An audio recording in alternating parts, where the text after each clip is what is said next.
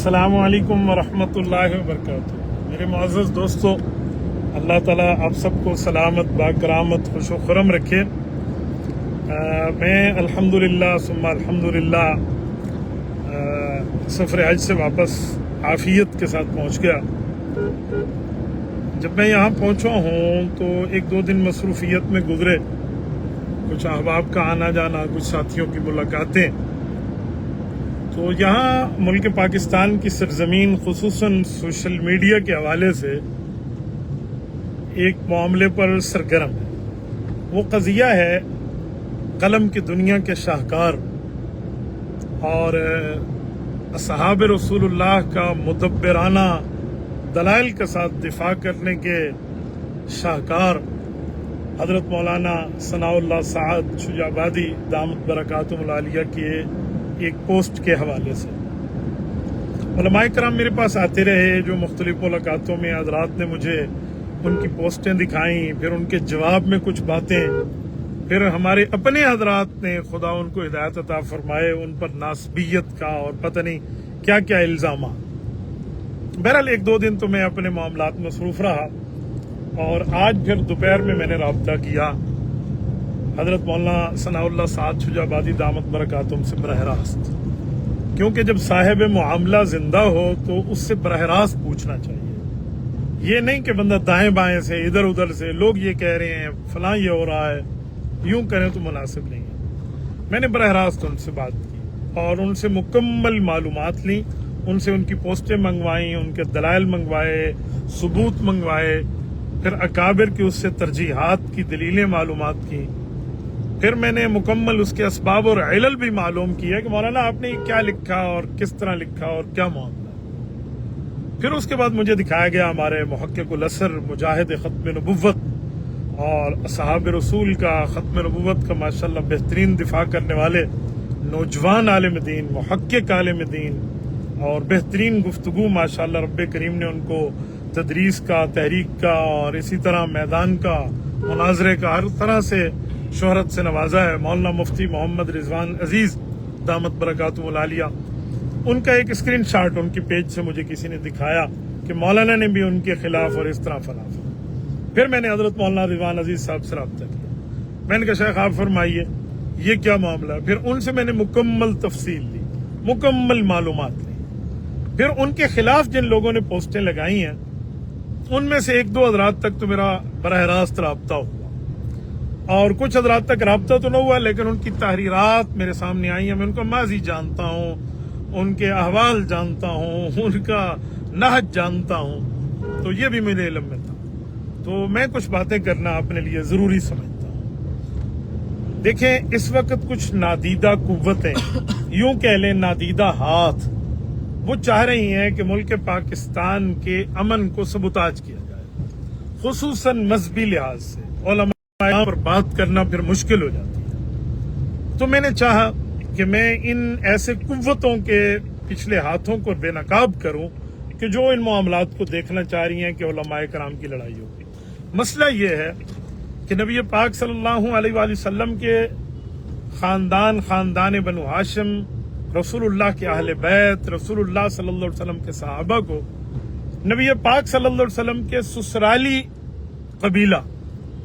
قبیلہ جسے ہم کہتے ہیں بنو امیہ، خاندان بنو امیہ، جہاں رسول اللہ صلی اللہ علیہ وسلم نے رشتہ لیا بھی ہے اور رشتے دیے بھی ہیں، وہ خاندان بنو امیہ جس میں حضرت عثمان رضی اللہ تعالیٰ عنہ دوہرے داماد پیغمبر، حضرت سیدہ ام حبیبہ رضی اللہ تعالیٰ عنہا نبی پاک صلی اللہ علیہ وسلم کی زوجہ حرم، حضرت رسول اللہ صلی اللہ علیہ وسلم کے ہم زلف، رسول اللہ صلی اللہ علیہ وسلم کی برادر نسبتی، نبی پاک کے کاتب الوحی، رسول اللہ صلی اللہ علیہ وسلم کی طرف سے امت مسلمہ کے پہلے مدبر وقت خلیفہ عادل حضرت معاویہ بن ابی سفیان رضی اللہ عنہما، یا رسول اللہ صلی اللہ علیہ وسلم کی ساس حضرت ہند بنت عتبہ، یا اسی طرح رسول اللہ صلی اللہ علیہ وسلم کے سسر حضرت ابو سفیان، یہ سارے رضی اللہ تعالیٰ عنہ اجمعین خاندان بنو امیہ سے تعلق رکھتے ہیں۔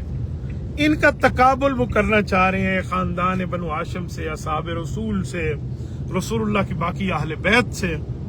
میں انہیں ایک بات بتانا چاہتا ہوں، بالفرض والمحال صحابہ کرام کی یہ باتیں اٹھا کے آپ لڑائی دکھا دیں گے. کیا آپ یہ سمجھتے ہیں کہ یہ لڑائیاں اگر وہاں اختلاف ہوا تھا تو وہ اختلاف ایسا تھا جیسے پاکستان کے مخالفین ایک دوسرے کو سیاسی جماعتوں میں ایک دوسرے کے اوپر الزامات اور لڑائی اور بھڑائی اور یہ پیپلز پارٹی اور یہ نون لیگ اور یہ پی ٹی آئی اور یہ فلاں فلاں کی باتیں، یہ اس طرح کے معاملات تھے.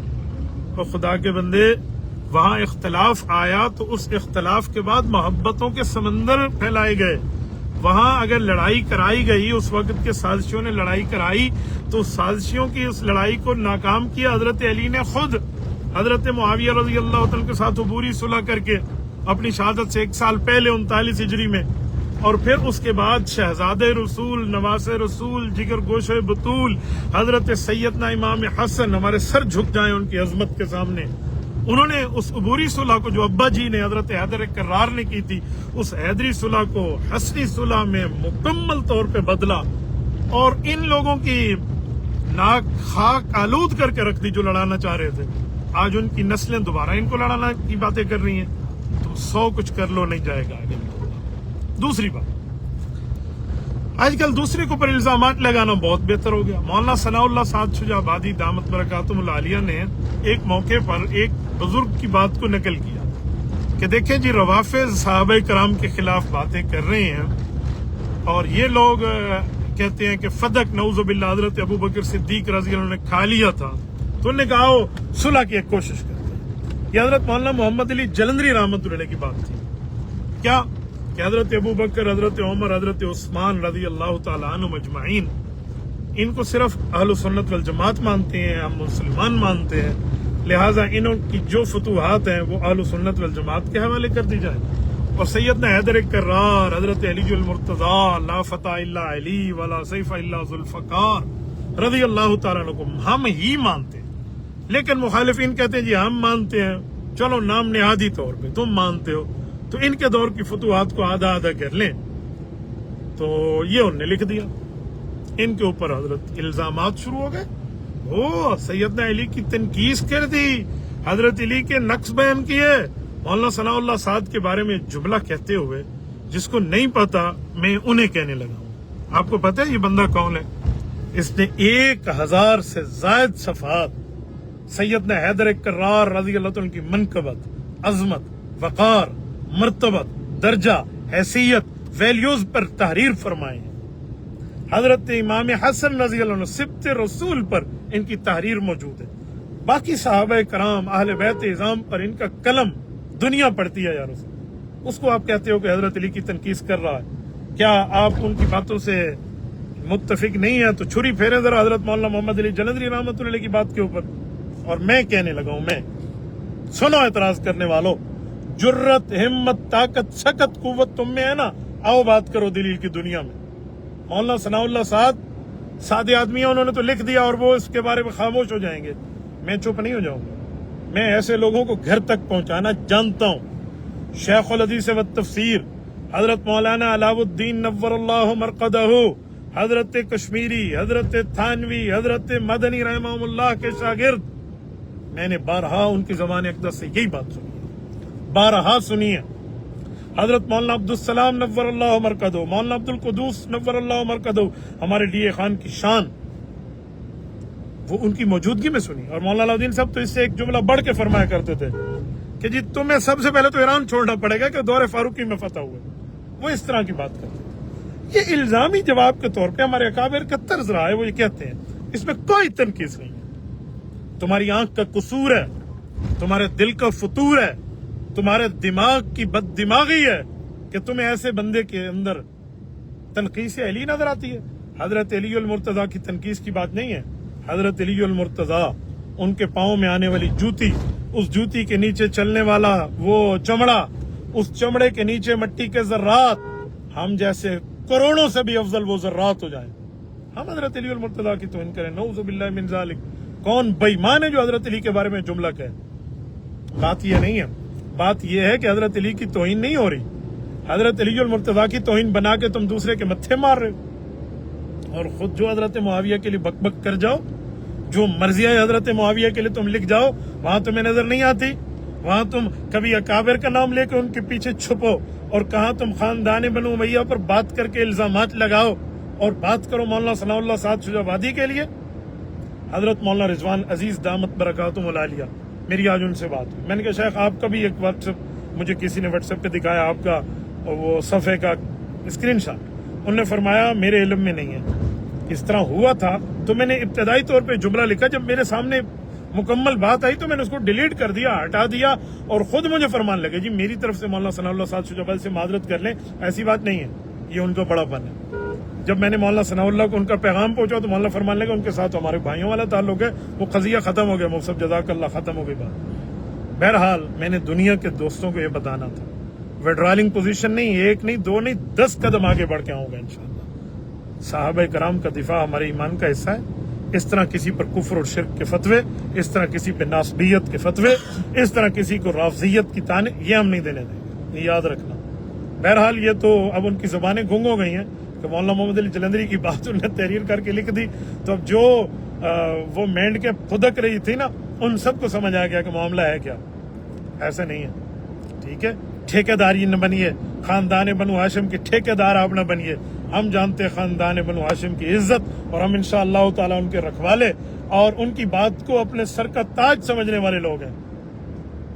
حضرت علی المرتضیٰ رضی اللہ عنہ کے نام لے کر ان کے پیچھے چھپ کے حضرت معاویہ کو باغی کہنے والوں، حضرت معاویہ پہ بک بک کرنے والوں، اے امیر شام تیری جاہ و منزلت کی قسم یاد ہے نا، گھر پہنچا کے آئیں گے انشاءاللہ.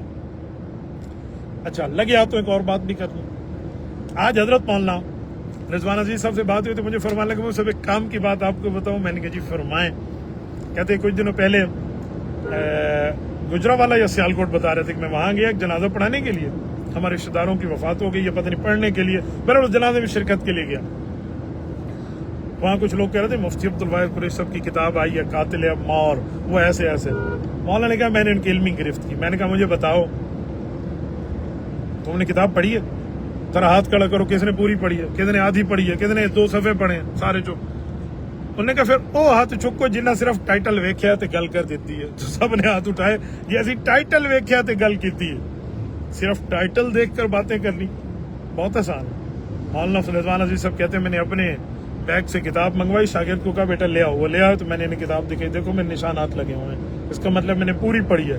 یہ تو مفتی عبدالواحد قریشی نے اہل حق کی بات کا جو ہے نا کیا کہتے ہیں دفاع کیا ہے. انہیں کی فلاں کہہ رہا ہے کہ وہ نعوذ باللہ حضرت معاویہ باغی طاغی اور فاسق اور نعوذ باللہ. انہوں نے کہا تمہاری مرضی، تم فلاں کے پیچھے ٹھہر جاؤ یا صحابی رسول اللہ صلی اللہ علیہ وسلم کے کاتب الوحی کے پیچھے ٹھہر جاؤ. ٹھیک ہے ٹھیک ہے. انہوں نے کہا جی میں نے پڑھی ہے. سب کہنے لگے اچھا. دیکھا دیکھی میں تو اعتراضات ہمارے اوپر بھی لگے. کیا نازبیت کا فتویٰ؟ شکل دیکھی ہے تم نے؟ شکل دیکھی ہے اپنی؟ ایک مولوی جی نے اسٹیٹس لگایا، میری اس کو کم از کم کو 1.5 منٹ کی کال گئی. آج 2 مہینے ہو گئے مولوی صاحب دل میں گھسے ہوئے ہیں، نہ رجوع کرنے پہ من ہے اور نہ سامنے آنے کا من ہے. ٹھیک ہے، اور ہمارا سینہ بھی تو دیکھیں. میں نے پوچھا مولانا میری کتاب جس پر آپ نے اسٹیٹس لگایا اس کا نام کیا ہے؟ نام نہیں آتا. جس ملا جی کو نام نہیں آتا، اس ملا جی کے کام دیکھو وہ بات کرنے پہ کیسے لگا ہوا ہے. تو ایسے بلوں والوں کو میں جانتا ہوں، اس طرح کے معاملات کو جانتا ہوں، اس طرح کے اعتراضات کو جانتا ہوں. ہم نے کفر کا مقابلہ کرنا سیکھا ہے، شیطنت کا مقابلہ کرنا سیکھا ہے. انشاءاللہ تعالی ہم اس کو لے کر چلیں گے. اور آج یہاں اس لائیو کے ذریعے، اس ملینز آف پیپل کے فالوورز کے پیج کے ذریعے میں حضرت مولانا ثناء اللہ صاحب شجاع آبادی دامت برکاتہم العالیہ کے قلم کو سلام کر رہا ہوں، ان کے خدمات کو سلام کر رہا ہوں، ان کے کردار کو سلام کر رہا ہوں، ان کی حب الوطنی، حب صحابہ، حب اہل بیت کو سلام کر رہا ہوں. مولانا ڈٹ کے لکھیں. پہلے 1 پوسٹ دن میں کرتے تھے، آج 3 پوسٹیں کریں، اور 1 قدم نہیں 10 قدم آگے بڑھ کے چلیں. ہم انشاءاللہ تعالی آپ کے ساتھ ہیں. اس طرح کے فتووں کو اٹھا کر نا، وہ کہتے ہیں نا ان علاقوں کے فتووں کا سستا ہے بھاؤ، ملتے ہیں کوڑی کے اب 3 خدا نے یہ کہہ کر انہیں ڈھیل دی وہ املی لہم ان قیدی متین. شاعر کے ساتھ معذرت میں تھوڑی ترمیم کرتے ہوئے میں نے پڑھ لی ہے. ایسے فتووں کو مولانا ہمیں اڑانا آتا ہے، اور ان مفت کے مفتیوں کو اور ان 2 پڑے ملاؤں کے معاملات کو، جن کے دل میں بغض خاندان بنو امیہ، جن کے دل میں بغض اصحاب رسول، جن کے دل میں بغض اہل بیت، اور وہ اہل بیت کے بھی آدھے ٹکڑے بنا کے بیٹھے ہیں. یہ اہل بیت ایسے، وہ اہل بیت ایسے. اور جو اصل اہل بیت ہیں، جو قرآنی اہل بیت ہیں، فرمان خداوندی کے اہل بیت ہیں، اور قرآن کریم اور وحی الہی کے اہل بیت ہیں، انہیں اہل بیت ماننے کے لیے تیاری نہیں ہے.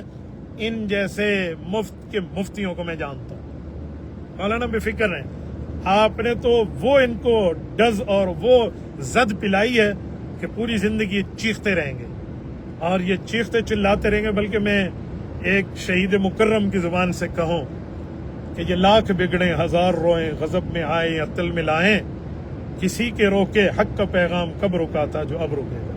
بہرحال حضرت مولانا رضوان عزیز صاحب آپ کے کام کو بھی سنا، ماشاءاللہ آپ نے صحیح سمجھا، اور میں چاہ رہا ہوں حضرت مولانا آپ اس پر مزید ایک تحریر فرمائیں اور کھل کے لکھیں، ٹھیک ہے، مزید بھی لکھیں۔ اور مولانا ثناء اللہ سعد شجابادی صاحب، اللہ آپ کو سلامت باکرامت رکھے، آپ کے اس کام کو مجھے خوشی ہوئی تو میں نے آپ کے لیے چند جملے کہہ دیے، ورنہ آپ کا کام ہمارے ان چند جملوں کا محتاج نہیں ہے، آپ کا کام اس سے بہت آگے ہے۔ رب کریم آپ کو خوش و خرم رکھے، تمام احباب کو سلامت باکرامت رکھے۔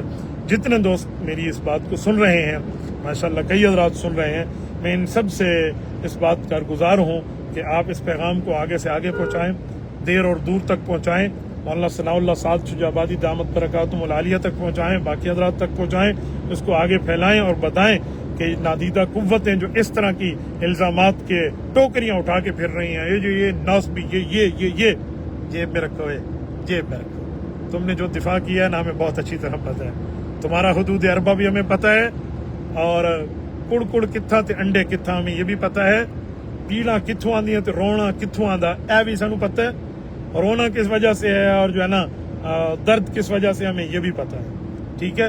بھائیوں کا نام لے کے یاروں کو رونے والوں اور والیوں، تم صحابہ کرام رضی اللہ عنہ اجمعین کی اس طرح کی باتیں بناؤ گے اور صحابہ کے اوپر نعوذ باللہ بغاوت کے فتوے ڈالو گے اور پھر اکابرین کا نام لے۔